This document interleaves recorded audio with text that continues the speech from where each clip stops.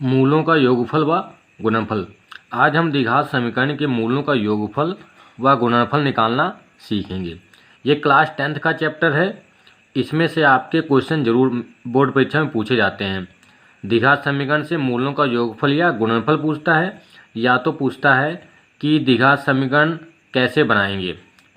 उसमें जो है मूलों का योगफल दे देगा और उसका गुणनफल दे देगा। मूल जो होते हैं, मूल को हम शून्यक भी कहते हैं। शून्यक या तो मूल कहते हैं या इसी को हम रूट कहते हैं।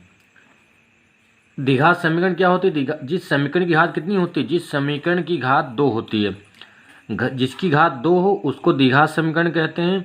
जिस समीकरण की घात 3 हो, अधिकतम घात होनी चाहिए। अधिकतम घात मतलब सबसे बड़ी घात जो होगी उसको कहते हैं त्रिघात समीकरण। जिस समीकरण की घात 1 हो उसको हम कहते हैं रैखिक समीकरण। जैसे x लिखा है, सिर्फ इसके पावर में कुछ नहीं लिखा है, प्लस का 3 दे दिया है, बराबर 0, तो इसको हम क्या कहेंगे? इसको रैखिक समीकरण कहेंगे, क्योंकि इसकी पावर कितनी है? 1। और द्विघात समीकरण तो आपको पता ही, द्विघात समीकरण जिसकी घात कितनी होती है? 2। अगर ऐसा समीकरण जिसमें बड़ी घात जो होती है वो 3 हो तो उसको त्रिघात समीकरण कहते हैं। शून्य को ही मूल कहते हैं और रूट भी इसी को कहते हैं। तो स्टैंडर्ड फॉर्म जो इसका होता है, जो मानक समीकरण होता है, वो होता है द्विघात समीकरण का ax² + bx + c = 0 के मूलों का योगफल व गुणनफल ज्ञात करना। यह समीकरण के मूल जो होते हैं अल्फा और बीटा हों।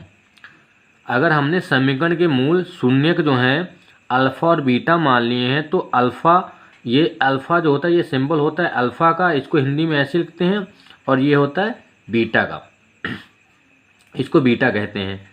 तो समीकरण के शून्य कैसे याद करेंगे?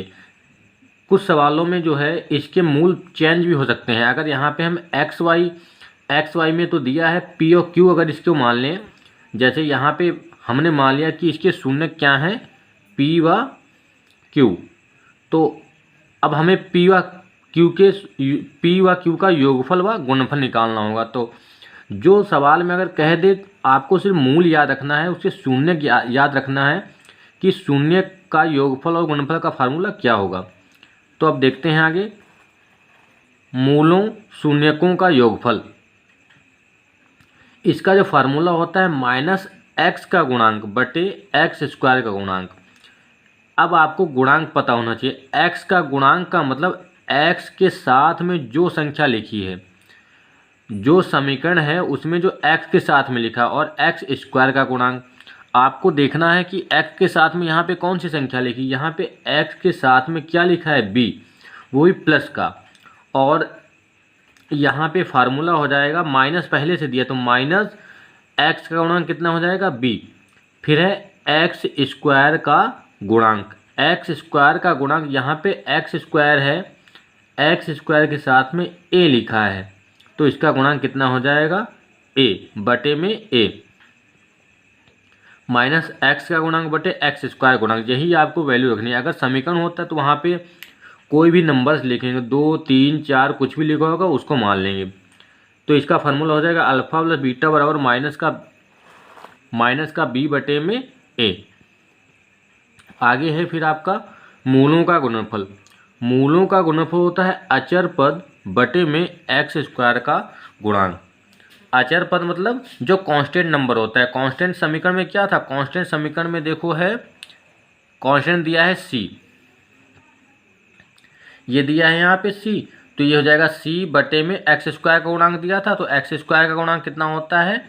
a, तो यहाँ पे हो जाएगा c बटे में a। यही हो जाएगा अचर पद बटे x² का गुणांक। अब आपको क्वेश्चन की सहायता से समझाते हैं तो आपको बहुत ही जल्दी समझ में आ जाएगा, 2 नंबर आपके क्लियर हो जाएंगे।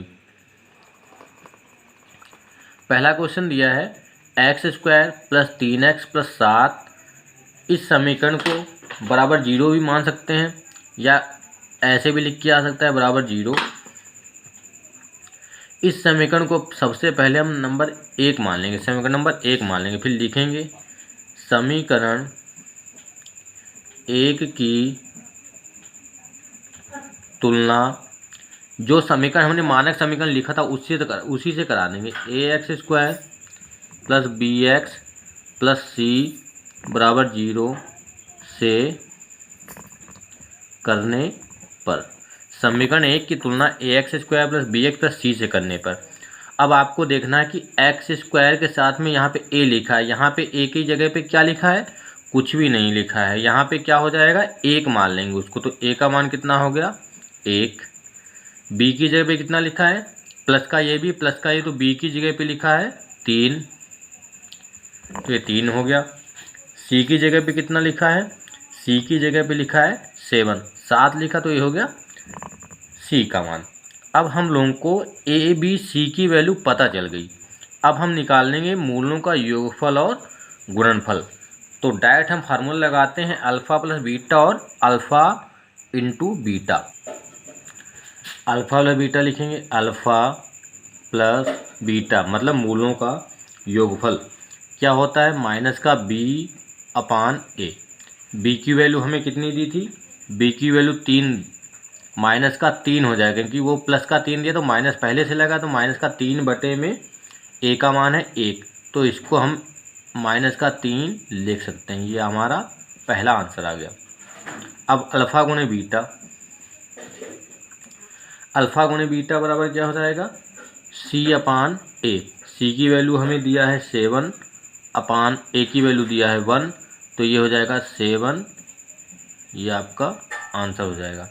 बहुत ही सिंपल तरीका, बस आपको फार्मूले को अच्छे तरीके से समझना है, आपको कॉन्सेप्ट समझना है, जिससे कि कोई भी क्वेश्चन हो किसी प्रकार का, इस टाइप का जो क्वेश्चन है, आपको कोई भी दिक्कत नहीं होगी द्विघात समीकरण को सॉल्व करने में। अगर आप ए बी सी का मान निकालना जानते हैं और दोनों फार्मूले याद रखते हैं और उसको बस प्लस माइनस में थोड़ा सा ध्यान से रख लेना है, बस उस प्रकार का हो जाएगा। ये था प्लस वाला क्वेश्चन।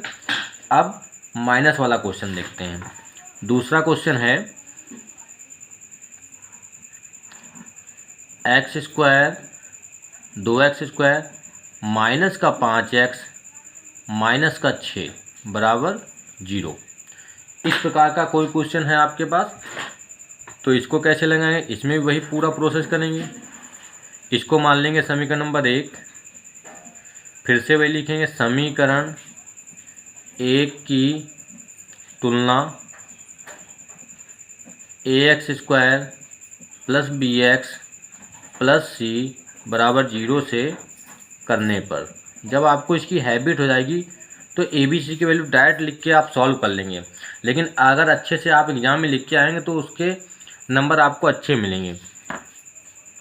ए की वैल्यू कितनी है 2, बी की वैल्यू यहाँ पे देखेंगे माइनस का 5।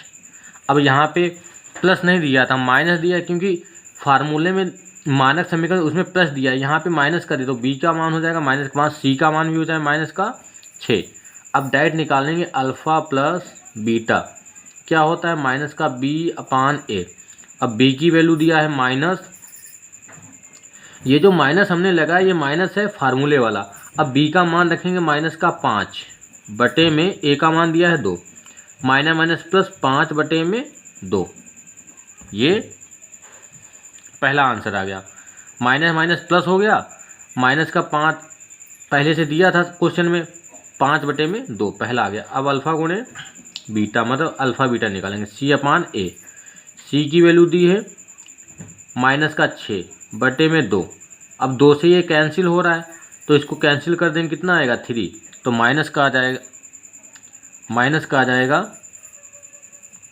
3, ये आंसर हो जाएगा।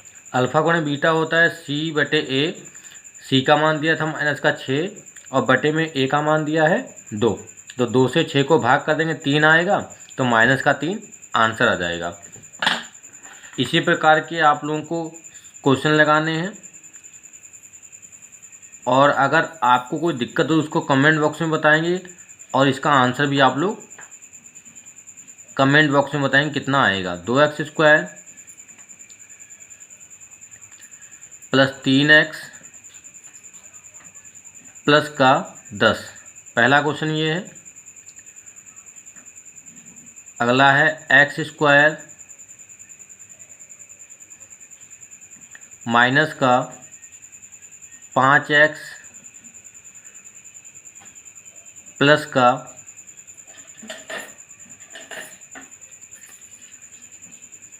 4, इन दोनों क्वेश्चन को आप लोग सॉल्व करेंगे। इन दोनों क्वेश्चन में आप अल्फ़ा और बीटा की वैल्यू निकालेंगे, अल्फ़ा प्लस बीटा और अल्फ़ा इंटू बीटा।